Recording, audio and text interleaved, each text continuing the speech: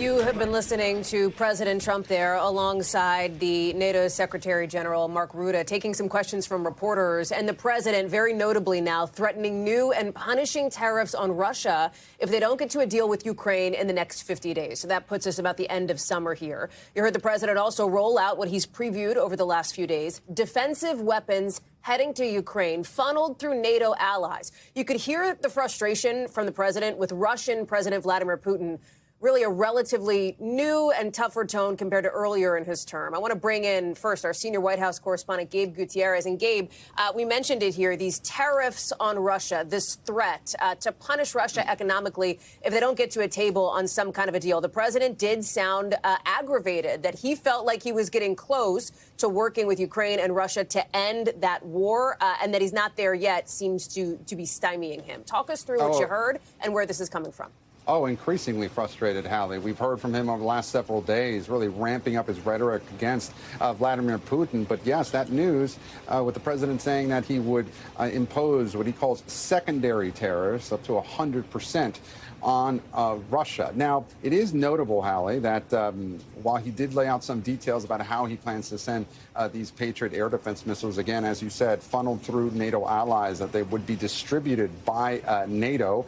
Very interesting to see the close cooperation between President Trump and NATO, considering his past comments about NATO. But in this case, the president saying that he does want Russia to come to the table for a ceasefire. He says he's deeply disappointed, that he's unhappy with Vladimir Putin, but he does say, and he complimented European allies by saying that he would send the Patriot missiles to NATO and that they would pay for it and give it towards Ukraine. So another interesting point, Hallie, that one of the reporters in that room asked about this legislation, bipartisan legislation that is working its way through Congress, and that Senator Lindsey Graham and Richard Blumenthal are backing, as well as 85 co-sponsors as well. The president saying he did not think that was necessary, but again, saying that if it were up to him, if there is no deal reached in the next 50 days, that he himself will impose a sizable tariff on Russia.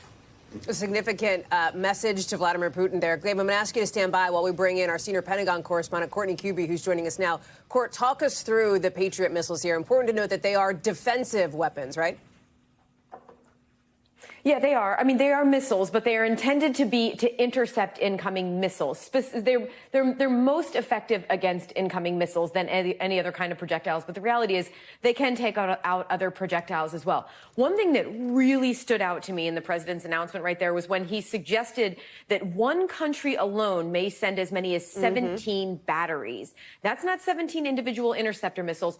That's batteries. A battery is made up of a radar, a control station, multiple launching stations.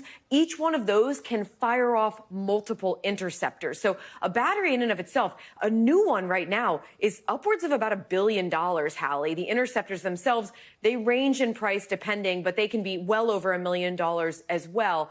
I mean, frankly, even as much as $6 million, depending on the variant. But no matter what, this is an expensive system.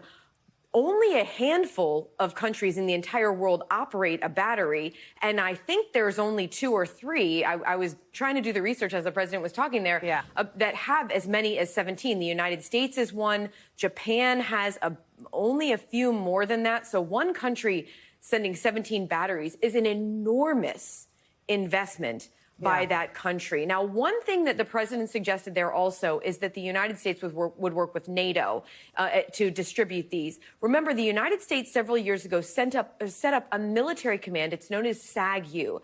That's Security Assistance Group Ukraine. It's a command based in Wiesbaden, Germany. That is, the whole purpose of the command is to distribute security assistance to Ukraine. Hallie, I could see that NATO in some way will be more even closely coordinated with SAGU as a way to effectively and efficiently distribute things like these Patriots and any other potential defensive weapons that the United States decides to sell to these NATO countries, or what also sounds less about, it also sounds more like this is a swapping. The United States would sell newer systems to the countries, and they would provide their older systems to Ukraine. That's something we've seen go on quite a few times already in the past several years since this war began, Hallie.